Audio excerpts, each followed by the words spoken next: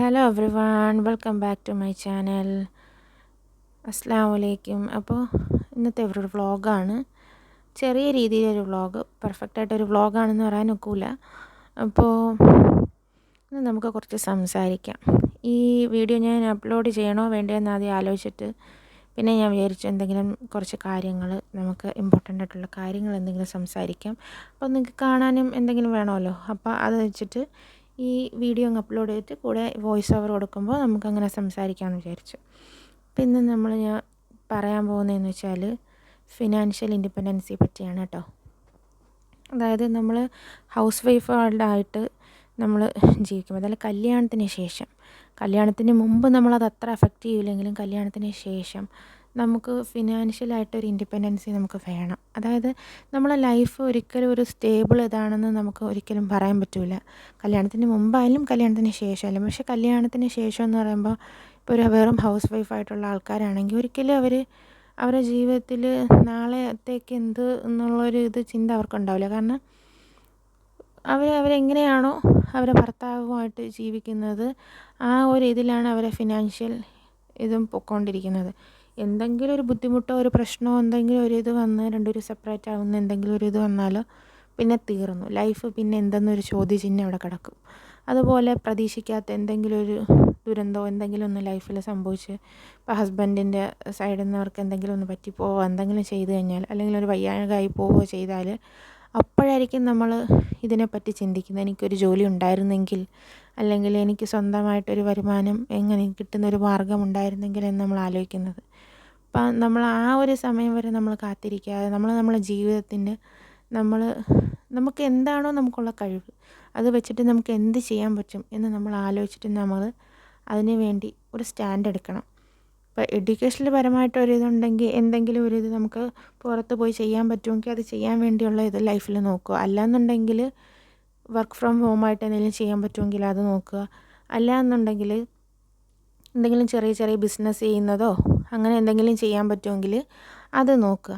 പക്ഷേ എന്തെങ്കിലും ലൈഫിൽ വേണം, അത് നമ്മൾ മസ്റ്റായിരിക്കണം. കാരണം നമ്മളൊരു ഐഡൻറ്റിറ്റി, നമ്മളൊരു സെൽഫ് റെസ്പെക്റ്റ് ഉണ്ടാവണമെന്നുണ്ടെങ്കിൽ അത് മസ്റ്റാണ്. ആൾക്കാർ എന്തിനാ, നമുക്ക് ഭർത്താവ് നമുക്ക് വേണ്ടി എല്ലാം ചെയ്യുന്നുണ്ടല്ലോ, അല്ലെങ്കിൽ നമ്മളെ ബ്രദറോ സിസ്റ്ററോ അല്ലെങ്കിൽ നമ്മുടെ ഫാമിലിയിൽ പാരൻസ് നമുക്ക് വേണ്ടി ചെയ്യുന്നുണ്ട്. അങ്ങനെയല്ല, സ്വന്തമായിട്ട് അത് ഏൺ ചെയ്ത് നമ്മളൊരു സാധനം വാങ്ങുമ്പോൾ ഒരു സന്തോഷം, അല്ലെങ്കിൽ നമ്മളെ പാരൻസിന് എന്തെങ്കിലും അതുകൊണ്ട് കൊടുക്കുമ്പോഴുള്ള സന്തോഷം, അല്ലെങ്കിൽ നമ്മളെ മക്കൾക്ക് നമ്മൾ എന്തെങ്കിലും കൊടുക്കുമ്പോൾ ഒരു സന്തോഷം, അതൊന്ന് വേറെയാണ്. പല കുട്ടികൾക്കും ഒരു ചിന്തയുണ്ട്, കൊച്ചു മക്കൾക്കൊക്കെ. അതായത് അമ്മമാർ കുക്ക് ചെയ്യാനും ചെയ്യാനും വേണ്ടി മാത്രമാണ് അച്ഛന്മാരുടെ അടുത്താണ് എല്ലാ ആവശ്യങ്ങളും പറയാൻ പറ്റുന്നത്. അല്ലെങ്കിൽ ഒരു സാധനം നമുക്ക് വാങ്ങണമെന്നുണ്ടെങ്കിൽ അത് ഫാദേഴ്സാണ് ചെയ്തു കൊടുക്കുന്നതെന്നുള്ള അതങ്ങനെയല്ല. ആ കുട്ടികളെ മനസ്സിലത് വരാൻ കാരണം തന്നെ ഇപ്പം അമ്മമാരുടെ കയ്യിലൊന്നും ഇല്ല എന്നുള്ളൊരു ചിന്തയാണ് അവർക്ക് അങ്ങനെ വരാൻ കാരണം. അപ്പം നമ്മളെ ലൈഫിൽ എന്തെങ്കിലും നമുക്ക് ഉണ്ടാക്കി വെക്കണം. ഇതുവരെ ചിന്തിച്ചിട്ടില്ല എന്നുണ്ടെങ്കിൽ നിങ്ങൾ ഇനിയെങ്കിലും അതിനെപ്പറ്റി ഒന്ന് ചിന്തിക്കുക. പല ഓപ്പർച്യൂണിറ്റീസും നമുക്ക് ആലോചിച്ച് കണ്ടുപിടിക്കാൻ പറ്റും. അല്ലെങ്കിൽ നമ്മളൊരു പാഷൻ, കല്യാണത്തിന് മുമ്പ് ചിലരൊക്കെ പെട്ടെന്ന് കല്യാണം കഴിച്ച് പോയ ആൾക്കാരുണ്ടോ, ഒന്ന് ചിന്തിക്കാനോ ആലോചിക്കാനോ പോലും ടൈമില്ല. അത് ഒരുപാട് ഡ്രീംസൊക്കെ പാതി വഴിയിൽ ഉപേക്ഷിച്ചിട്ട് പോയ ഒരുപാട് ആൾക്കാരുണ്ട്. അപ്പം അങ്ങനെയുള്ളവരാണെന്നുണ്ടെങ്കിൽ ഇനിയെങ്കിലും അതൊന്ന് റീസ്റ്റാർട്ട് ചെയ്യാൻ ശ്രമിക്കണം. നമ്മൾക്കിപ്പോൾ ബിസി ലൈഫാണ്, കുഞ്ഞുങ്ങളുണ്ട്, ഹസ്ബൻഡുണ്ട്, അല്ലെങ്കിൽ ഒരു ഫാമിലി ഉണ്ട്, അവരെല്ലാം കാര്യം നോക്കണം. അങ്ങനെയാണെങ്കിൽ നിങ്ങൾ ഒരു അരമണിക്കൂറോ 1 മണിക്കൂറോ എങ്കിലും അതിന് വേണ്ടി കണ്ടുപിടിക്കുക. ഒന്നുമില്ലെങ്കിൽ രാവിലെ നേരത്തെ എണീറ്റ്, സാധാരണ എണീക്കുന്നതിന് 1 മണിക്കൂർ മുന്നേ എണീറ്റ് ആ ഇതിന് വേണ്ടി ചിലവഴിക്കുക. അല്ലെങ്കിൽ രാത്രി 1 മണിക്കൂർ ലേറ്റായിട്ട് കിടന്നാലും അതിന് വേണ്ടി ഒന്ന് ട്രൈ ചെയ്യുക.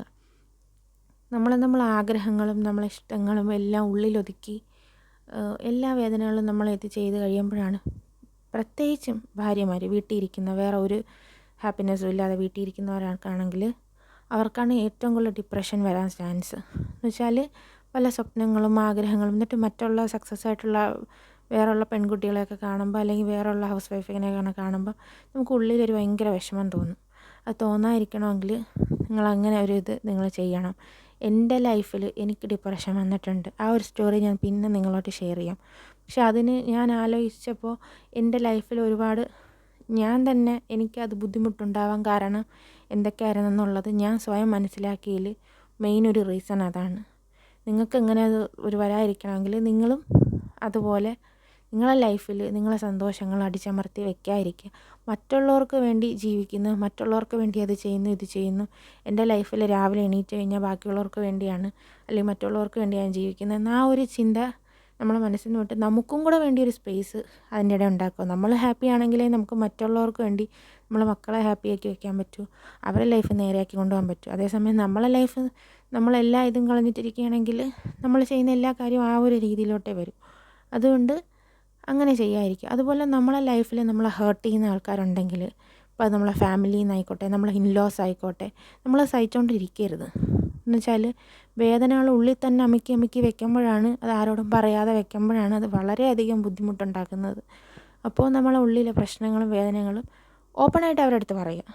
എത്ര നമ്മൾ അയ്യോ അവർക്ക് എന്ത് ചിന്തിക്കും, ഇവർക്ക് എന്ത് ചിന്തിക്കുകയേ ചെയ്യരുത്. അങ്ങനെ നമ്മൾ ഹേർട്ട് ചെയ്യുന്നുണ്ടോ മുഖത്ത് നോക്കി പറയുക, എനിക്ക് നിങ്ങളിതിങ്ങനെ പറഞ്ഞത് ഇഷ്ടപ്പെട്ടിട്ടില്ല, ഇതിങ്ങനെയാണ് ഹേർട്ട് ചെയ്യുന്നുണ്ട്, നിങ്ങളെ ഭാഗം നിങ്ങൾ ക്ലാരിഫൈ ചെയ്യുക. നിങ്ങൾക്കിപ്പോൾ നിങ്ങളെ ഇൻലോസ് എന്നാണ് അങ്ങനെ ഉണ്ടാകുന്നതെന്നുണ്ടെങ്കിൽ, ഒത്തുപോകാൻ പറ്റുന്നില്ലെന്നുണ്ടെങ്കിൽ അവരുമായിട്ട് സ്പ്ലിറ്റ് ആവുക. അതിൽ തന്നെ പിന്നെ കടിച്ചു തൂങ്ങി കിടന്നിട്ടുണ്ടെങ്കിൽ നിങ്ങളൊരാളായിരിക്കും സഫർ ചെയ്യുന്നത്. എൻ്റെ ലൈഫിൽ ഞാൻ കടന്നുപോയ പല കാര്യങ്ങളും ആലോചിച്ചിട്ട് ആ ഓരോ ഇതെന്നാണ് ഞാൻ നിങ്ങളടുത്തേക്ക് ഈ ഒരു കാര്യം ഷെയർ ചെയ്യുന്നത്. അതുപോലെ നമ്മൾ മാക്സിമം ഹാപ്പി ആയിട്ടിരുന്നാൽ നമ്മളെ ജീവിതത്തിൽ എന്തെങ്കിലുമൊക്കെ ഒരു ഇതുണ്ടെന്ന് നമുക്ക് സ്വയം തോന്നും. നമ്മളെന്താണോ നമ്മളെ ലൈഫിൽ ആഗ്രഹിച്ചത്, നമുക്കിപ്പോൾ എല്ലാം സാധിച്ചെടുക്കാൻ പറ്റില്ല, എന്നാലും അതിൽ വിരലിലെണ്ണാവുന്ന കാര്യങ്ങളെങ്കിലും നമുക്ക് സാധിച്ചു എന്നൊരു സാറ്റിസ്ഫാക്ഷൻ നമുക്ക് വേണം. എന്തെങ്കിലുമൊക്കെ നമുക്ക് ഇഷ്ടമുള്ളത് ചെയ്യാം. അല്ലെങ്കിൽ ചിലർക്ക് കുക്കിംഗ് ഇഷ്ടമാണെങ്കിൽ അതിൽ നിന്ന് തന്നെ ഏൺ ചെയ്യാനുള്ള ഒരുപാട് ഓപ്ഷനുണ്ട്.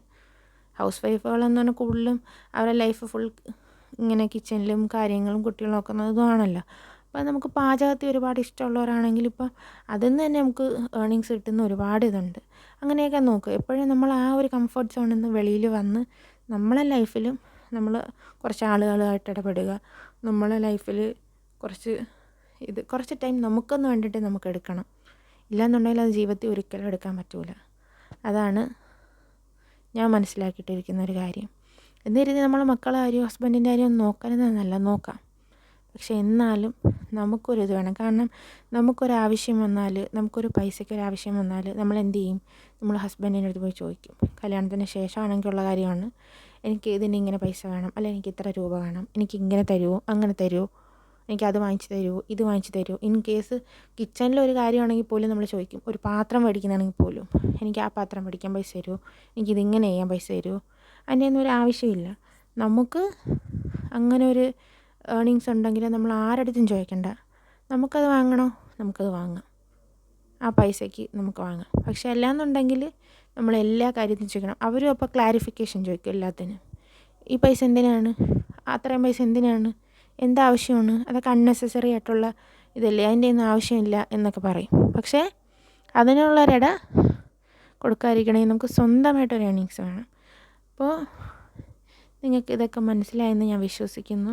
ഇന്ന് തൊട്ടെങ്കിലും അതിന് വേണ്ടിയുള്ള ഒരു ഫസ്റ്റ് സ്റ്റെപ്പ് നിങ്ങൾ വെക്കാൻ നോക്കുക. അപ്പോൾ വീഡിയോ ഇഷ്ടമായിട്ടുണ്ടെങ്കിൽ ലൈക്ക് ചെയ്യുക, കമൻറ്റ് ചെയ്യുക, സബ്സ്ക്രൈബ് ചെയ്യുക, ചാനൽ സപ്പോർട്ട് ചെയ്യുക. അപ്പം ഇനി ഇതുപോലുള്ള യൂസ്ഫുള്ളായിട്ടുള്ള കാര്യങ്ങളായിട്ട് നമുക്ക് നെക്സ്റ്റ് വീഡിയോ കാണാം.